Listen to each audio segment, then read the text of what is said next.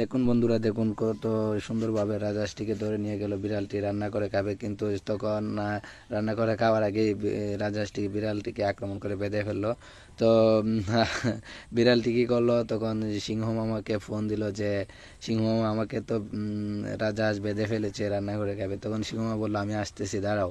তো সিংহ মামা অস্ত্রপাতি নিয়ে আসলো, কিন্তু রাজহাঁস কী করলো, সেই রাস্তায় গর্ত খুদে সিংহ মামাকে আহত করে ফেললো, এবং সেখান থেকে সিংহকে বেঁধে নিয়ে গেল। তো সিংহকে বেঁধে রাখলো। সিংহ কী করলো, বাঘমামাকে ফোন দিল যে আমাকে তো বেঁধে রাখছে, তো আসো বাঁচাও।